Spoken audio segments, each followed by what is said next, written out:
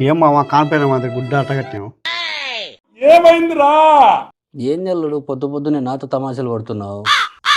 ఏం లేదులే మామ, బాలింత మాది గుడ్డ కట్టింటే అడుగుతానులే మామ. అబ్బా ఏం చెప్తావు అల్లుడు, నా పొట్ట దించుంటే కాళ్ళ మీద పడినట్టుంది అల్లుడు. అయితే సించుకో మామ పొట్ట. అబ్బా అది కాదు అల్లుడు.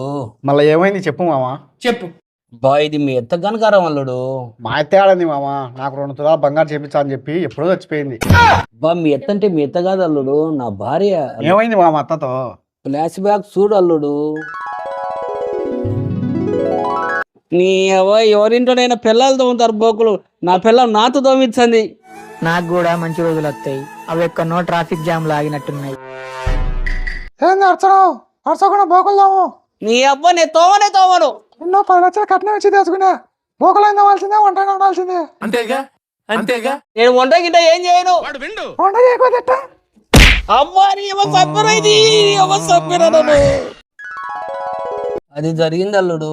నీ లెక్క కాదు మామ, మా ఇంట్లో నా భార్య నైట్కు చుస్సు పోసుకుంటుంది. ఇంట్లోకి వచ్చావా, ఏమన్నా పనులు చేసేదా? వచ్చా అని ఈడు కూడా నా బాబతేనే. కాలుకు పట్టి లేవండి.